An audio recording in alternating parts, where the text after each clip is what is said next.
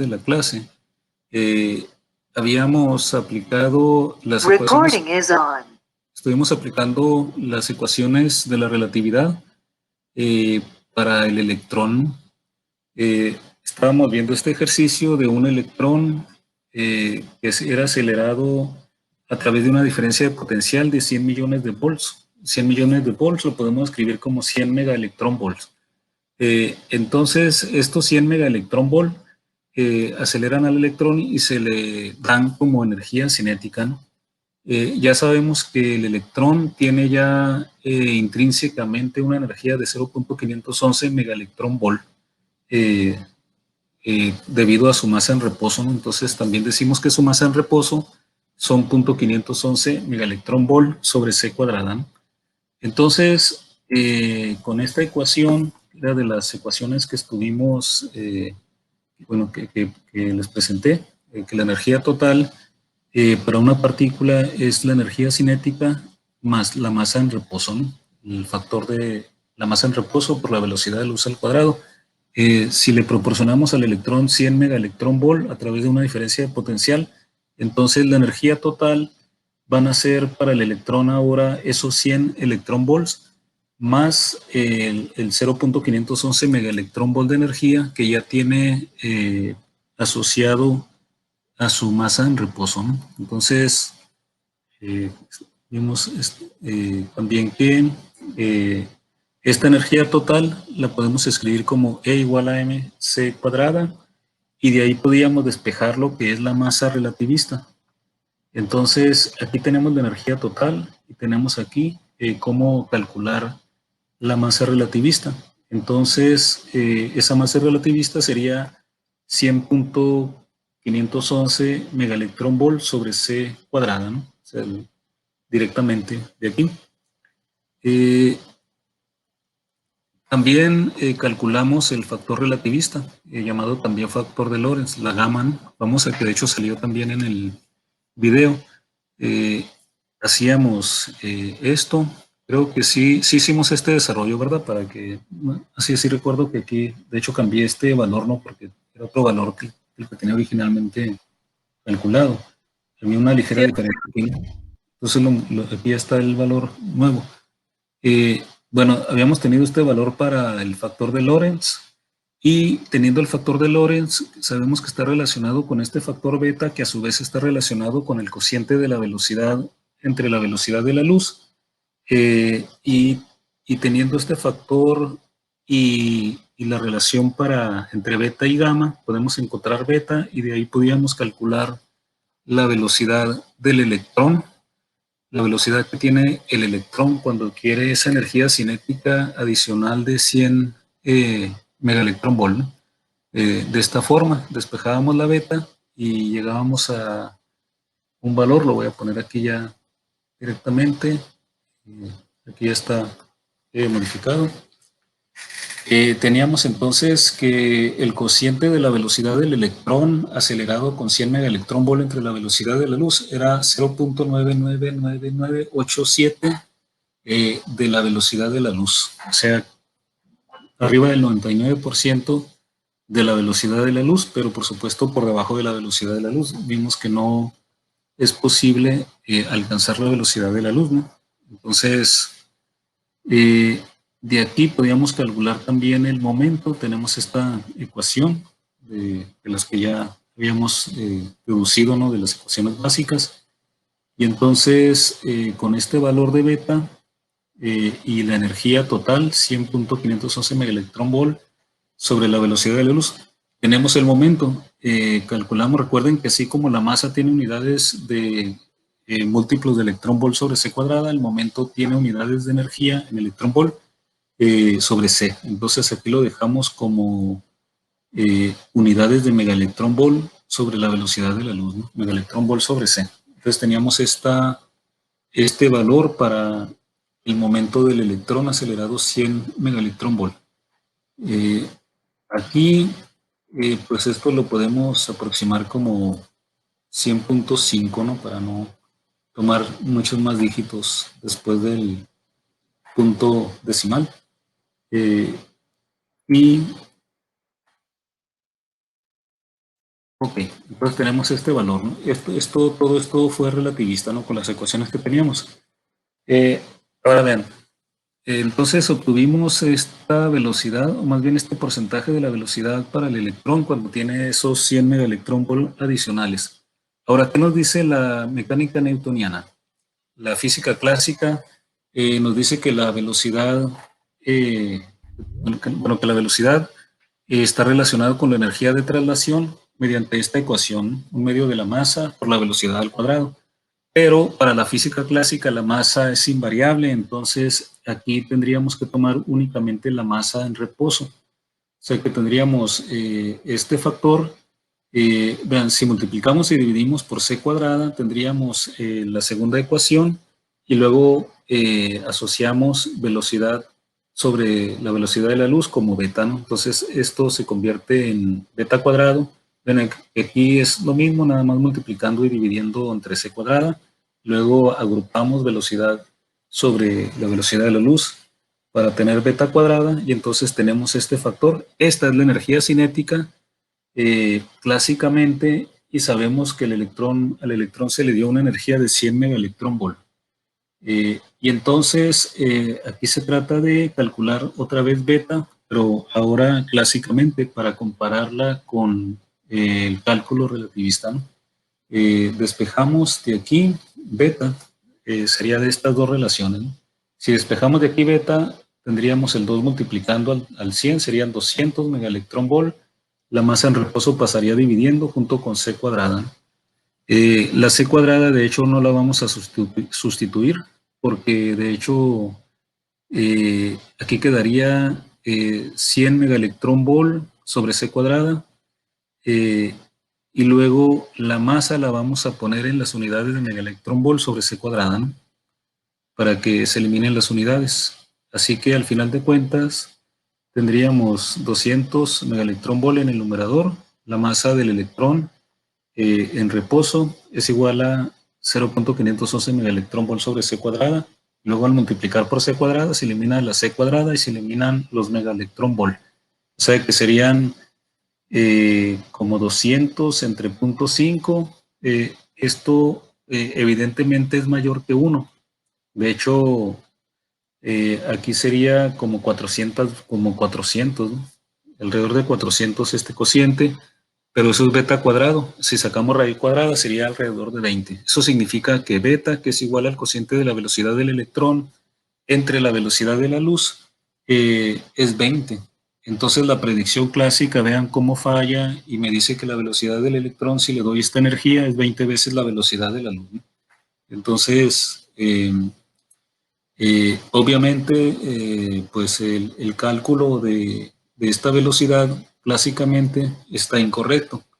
El ejemplo es para ilustrar, uno, esa diferencia y dos, en qué situaciones podemos estimar si podemos utilizar la relatividad y en cuál todavía podemos mantener los cálculos con la física clásica. En este caso, pues evidentemente no, ¿no? El cálculo de esta beta pues nos lleva a una contradicción. Eh, entonces, la velocidad electrónica resulta aproximadamente 20 veces la velocidad de la luz. Ahora bien, esto es para un electrón. La masa del electrón en estas unidades es 0.511 megaelectronvolt sobre c cuadrada. Ahora, ¿qué pasa si en vez del electrón consideramos un protón? Vamos a considerar un protón. El protón es mucho más masivo. De hecho, pues la masa del protón es más grande que la masa del electrón en un factor más o menos como de 1836 veces, ¿no?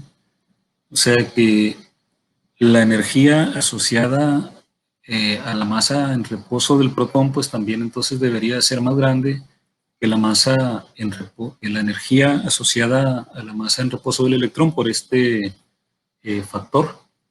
Entonces, si calculamos esa energía eh, con siguiendo esta lógica, podemos estimar cuál sería la masa del protón en unidades de megaelectronvolt sobre c cuadrado, ¿no? Entonces sería la masa del protón multiplicado por este factor. Entonces me daría, al final de cuentas, para la masa del protón en estas unidades de megaelectrón volt sobre c cuadrada, 938.3. O sea, casi 2000 veces más que la masa del electrón. Y entonces podemos hacer el mismo cálculo para el protón que se hizo para el electrón, ¿no? Vamos a suponer que ahora es un electrón el que gana la energía cinética de 100 megaelectrón volt. Entonces, la energía total para el protón va a ser ahora 100 megaelectrón volt más la energía en reposo, que es 938.3 megaelectrón volt. O sea que ahora la energía total para la partícula en este caso es 1038.3 megaelectrón volt. Mucho más que para el caso del electrón. Entonces aquí, si hacemos el análisis que hicimos anteriormente, calculamos primeramente el factor de Lorentz. El factor de Lorentz, la gamma, también tenemos esta relación. Acuérdense que una de las ecuaciones que tenemos es que este factor de Lorentz se puede escribir como la energía entre la energía de la masa en reposo, el cociente, ¿no? De hecho, fue lo mismo que utilizamos para el caso del electrón. La energía, pues es la energía total, esto es 1038.3 megaelectrón volt, y lo que está aquí en el denominador es la energía de la masa en reposo del protón, que sería esto, ¿no? 938.3. Entonces, si calculamos este cociente, 1038.3 entre 938.3, los megaelectrón volt, pues se van a eliminar, las c cuadradas también se eliminan, y entonces nos quedaría 1.1066, en este caso, el factor de Lorentz. Teniendo el factor de Lorentz, podemos entonces relacionarlo con la beta, que es la velocidad entre la velocidad de la luz. Sabemos que es la raíz cuadrada de 1 menos 1 sobre gamma cuadrado, ¿no? Y aquí ya tenemos gamma, sustituimos gamma, este valor que acabamos de obtener, 1.1066, y entonces si calculamos, aquí tenemos que tomar el 1.1066 al cuadrado, sacamos raíz de todo, y si calculamos, deberíamos de obtener entonces este valor, ¿no? 0.428. Ahora, ¿qué pasa? Vean que el cociente de la velocidad de la luz para el caso del protón con la misma energía resulta ser menos del 50% de la velocidad de la luz. En el caso del electrón, un electrón al que se le dan 100 megaelectrón volt de energía cinética tiene más del 99% de la velocidad de la luz. O sea, adquiere una velocidad muy cercana a la velocidad de la luz, ¿no? Más de 1% cercana, ¿no? En cambio, para el protón mucho más masivo, la velocidad del protón con esta misma energía cinética adicional es solamente entre 42 y 43% de la velocidad de la luz. Y bueno, este es el cálculo relativista. Se pueden hacer los cálculos a veces también clásicos, y es lo que vamos a demostrar, que en el caso del protón podemos para algunas situaciones calcular, por ejemplo, en este caso vamos a ver que si calculamos con la mecánica newtoniana, vamos a tener un resultado no muy diferente que este, a diferencia de lo que pasó con el electrón. En el caso del electrón, cuando hicimos este cálculo de la velocidad comparado con la velocidad de la luz, mediante la mecánica newtoniana, encontramos un problema, ¿no? Que la velocidad del electrón era como 20 veces mayor que la velocidad de la luz. En el caso del protón, encontramos que solamente 42, 43%, ¿no? Lo cual se reduce mucho, pero ahora vamos a ver qué pasa también con en el caso del cálculo clásico, ¿no? Entonces, esta sería la velocidad que tendría el protón, como el 43% de la velocidad de la luz. Si queremos calcularlo en metros sobre segundo, multiplicaríamos este factor 0.428 por la velocidad de la luz y nos daría 1.285 por 10 a la 8, ¿no? Ustedes verifiquen los cálculos, ¿no? Ya ven que la vez pasada tenía un cálculo ahí ligeramente diferente. Verifiquen, les voy a dejar como tarea que verifiquen estos cálculos, ¿no? Bueno, este cálculo es relativista. Siempre hay que tomar en cuenta que si bien a veces podemos hacer cálculos clásicos, que son una buena aproximación, en donde para ciertos fines no ocupamos aplicar la relatividad, de todas formas, si usamos la relatividad, tenemos el resultado correcto. En el caso de la clásico, pues puede ser que no difiera mucho, pero no va a ser tan exacto como el cálculo relativista. Entonces, vamos a hacer ahora esto mismo del que hicimos para el electrón, pero con la mecánica clásica. Así que vamos ahora con la mecánica newtoniana. Otra vez escribimos la energía cinética de estas formas. Es exactamente lo mismo, ¿no? Nada más que ahora vamos a utilizar los valores del protón. Es el mismo análisis exactamente, multiplicar y dividir por c cuadrada para que tengamos aquí una beta cuadrado. Y esta energía cinética es la energía que adquirió el protón por ser acelerado en 100 megaelectronvolt, pues gana 100, perdón, al ser acelerado por una diferencia de potencial de 100 megavolt, ¿no? Y quiere una energía de 100 megaelectronvolt, se va a energía cinética. Y entonces, igual, despejamos la beta de aquí, de esta última relación, ¿no? Y entonces tenemos primero beta cuadrada, sería el 2 otra vez multiplicando 200, ahora dividimos entre 938.3, las unidades se van a eliminar. De hecho, aquí me faltó una c cuadrada, ¿no? Me faltó esta c cuadrada, por eso esta c cuadrada, de hecho, va aquí. Y es con lo que se elimina, a ver, la c cuadrada, ¿dónde está? Beta cuadrado, aquí ya se eliminó. Aquí hay una c, ¿no? Se elimina con las unidades, de hecho, de la masa en reposo, ¿no? Entonces, sí, está correcto, aquí no va, de hecho, ¿no? No va la c cuadrada. Esta es la masa en reposo del protón.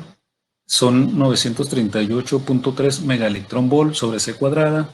Nada más que el c cuadrada se eliminó con este c cuadrada que está aquí, ¿no? Por eso ya quedó así. Está correcto así, como está ya. Entonces es igual a 100 megaelectronvolt. Y ya de aquí despejamos la beta cuadrada. Y luego, pues nos vamos a sacar raíz cuadrada, 200 entre 938.3. Y esto da 0.462.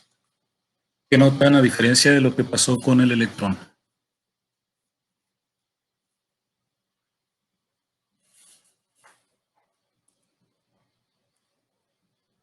De hecho, vean, esto es beta al cuadrado, ¿no?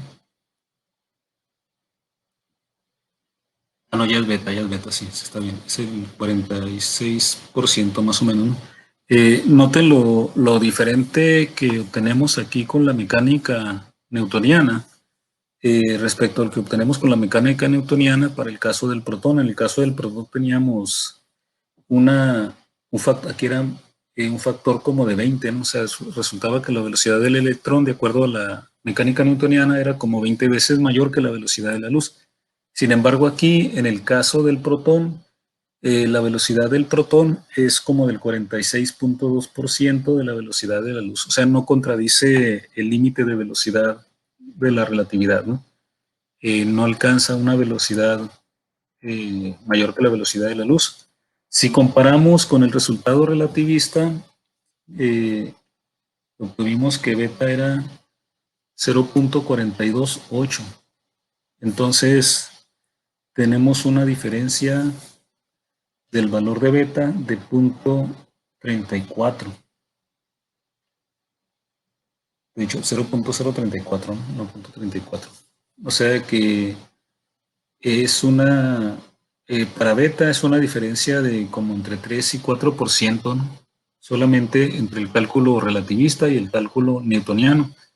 Entonces aquí estos dos ejemplos muestran cómo en algunas situaciones podemos utilizar la mecánica newtoniana y va a resultar ser una buena aproximación. O sea, si aquí no supiéramos relatividad y usamos un cálculo y hacemos este cálculo newtoniano, resulta que pues se estaría llegando a un resultado que tal vez no, pues la diferencia con el experimento a lo mejor se pensaría que serían un margen de error experimental y se aceptaría el resultado, ¿no?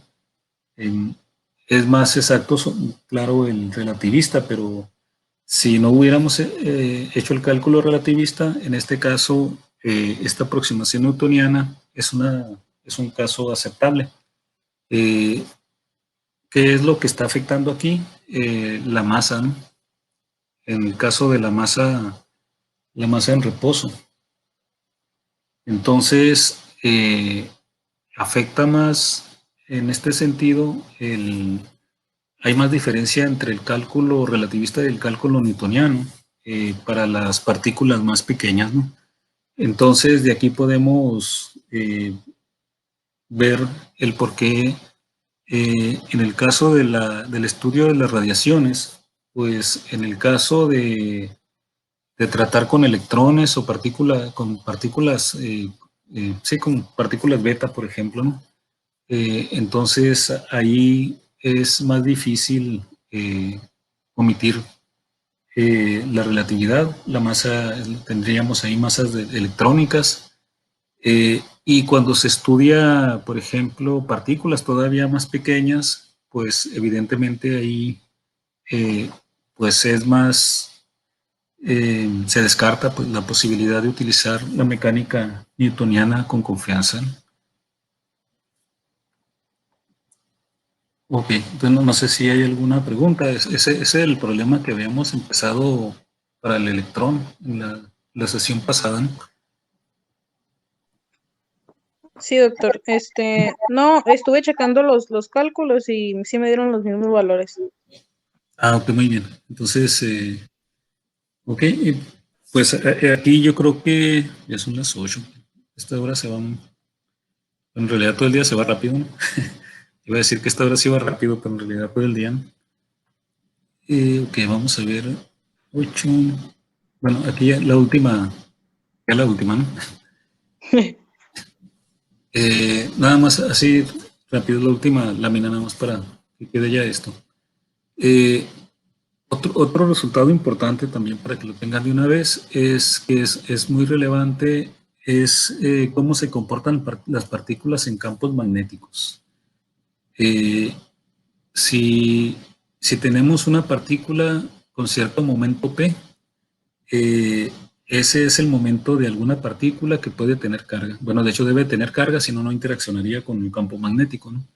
B es el campo magnético, en este caso un campo magnético que sea perpendicular a la trayectoria de la partícula, o sea que el momento visto como vector sería perpendicular al campo magnético como vector, ¿no? Y R es el radio de curvatura de la trayectoria de la partícula cargada. Resulta que voy aquí a escribir un poco, en el caso de partículas cargadas en el electromagnetismo, hay una ecuación que se conoce como ley de fuerza de Lorentz. Voy a aquí para escribir. La ley de fuerza de Lorentz me dice la fuerza que siente una partícula cargada que lleva una cierta velocidad cuando interacciona con un campo magnético. La ecuación de hecho vectorial es que la fuerza, se le llama de hecho fuerza de Lorentz, que siente una carga, es la magnitud de la carga por el producto cruz de la velocidad por el campo magnético. Entonces, en este caso, recuerden que Este producto cruz me va a dar un vector que es perpendicular a ambos vectores, es decir, que la fuerza que siente la partícula cargada va a ser tanto perpendicular a la velocidad de la trayectoria que está siguiendo la partícula, como al campo magnético. Entonces, si, por ejemplo, tenemos este sistema de coordenadas, vamos a llamarle este X, Y y este Z. Supongamos que la partícula va en esta dirección y el campo magnético, hay un campo magnético perpendicular, lo podemos poner en esta dirección. Entonces, la dirección de la fuerza va a ser en esta dirección. Mientras la partícula se mueve en la dirección del eje X y hay un campo en la dirección del eje Y, entonces la partícula siente una fuerza en la dirección de Z. Ahora, ¿qué va a producir esa fuerza? ¿Qué pasa si el electrón que se mueve en la dirección X siente una fuerza en la dirección de F? Bueno, no electrón, cualquier partícula cargada, ¿no? Supongan que la carga es positiva para que la dirección sea en esta como la dibujé, ¿no? Si la partícula fuera con carga negativa, entonces la fuerza sería hacia abajo, ¿no? Pero bueno, el efecto de todas formas es el mismo, ¿no? Nada más que en sentido opuesto. Eh, ¿Se acuerdan del movimiento circular uniforme? En el movimiento circular uniforme, ¿qué tenemos? Tenemos algo que se está moviendo en círculo. La característica del movimiento circular uniforme es que la velocidad de la partícula en cualquier punto de la trayectoria, es decir, en cualquier punto del círculo, supongamos que se mueve en esta dirección. La característica del movimiento circular uniforme es que la velocidad de la partícula que está dando vueltas en todo momento para mantenerse en esa trayectoria, siente una fuerza hacia el centro, la fuerza centrípeta, de hecho, ¿no? Y el ángulo que forma la fuerza centrípeta con la velocidad es un ángulo recto.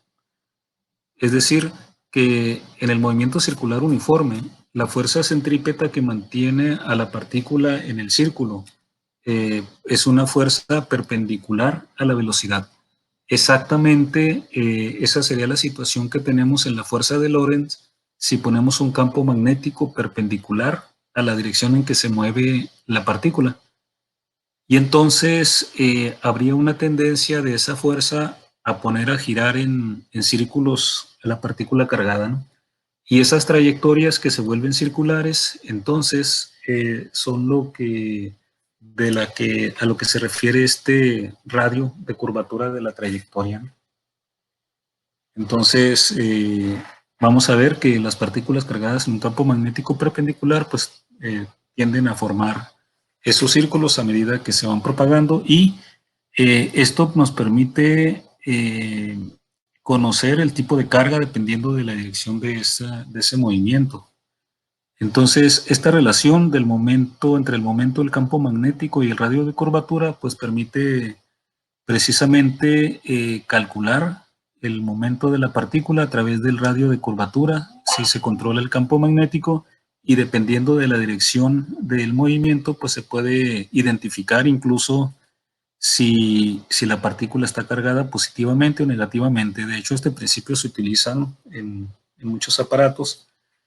Y, y si se puede de alguna forma determinar la velocidad, entonces se puede calcular el momento y tendríamos también una forma de estimar la masa de las partículas, en el caso de que no tengamos las partículas identificadas, y así se pueden incluso detectar nuevas partículas, ¿no?, experimentalmente. Aquí nada más para cerrar las unidades del momento, pues normalmente en estos son de órdenes de gigaelectronvolt sobre la velocidad de la luz. Acuérdense que el momento lo podemos medir en unidades de energía en electronvolt sobre la velocidad de la luz o múltiplos, ¿no? El campo magnético está en teslas y el radio pues se mide en metros. Y bueno, yo creo que ya para no extender más el tiempo, les había programado para 1 hora y media, pero creo que no, valió la pena, ¿no? Doctor, Sí, sí, este claro. es el principio de espectroscopía de masas. Se utilizan, sí, de hecho esto se utiliza en el espectrómetro de masa, correcto, sí. ¿Mm? Ah, ok, sí, porque se me hace que haber leído sobre esta, inclusive sobre la regla de la mano derecha con esta relación ¿Mm? vectorial entre velocidad, campo magnético y fuerza. Ajá. Pues, sí, podemos describir así brevemente, si gustan, en la siguiente un poco del principio este de la espectroscopía de masas, ¿no? De cómo se utiliza precisamente esto para determinar, pues, masas. Se puede, les decía, se puede identificar el tipo de carga, pero si ustedes pueden conocer el momento y determinan la velocidad, eh, y la velocidad y el radio, de hecho, están también, de hecho, la velocidad en el movimiento circular uniforme está relacionado con el radio. ¿Se acuerdan? No sé si se recuerdan, había una v cuadrado sobre r, que era la aceleración centrípeta, ¿no? Entonces, se puede, de hecho, sí, este es el principio del espectrómetro de masa, ¿no? Se pueden estimar ahí las masas atómicas, ¿no? También. Dependiendo del aparato que se use, se pueden identificar partículas más pequeñas, pero en el espectrómetro de masa son masas, se pueden identificar átomos, ¿no? Que se tengan. ¿Ok? No sé si era en ese sentido la pregunta, Gibran. Sí, era sobre eso. Nada más pregunté porque me sonaba muy parecido y dije, creo que eso es algo que me acordaba haber leído. Sí, ese es el mismo, ese es el principio de hecho, ¿no? ¿Mm? Muy bien, bueno, pues yo creo que aquí ahora sí lo dejamos hasta aquí y pues continuamos el siguiente jueves si no hay alguna pregunta más o comentarios. No, doctor, todo claro.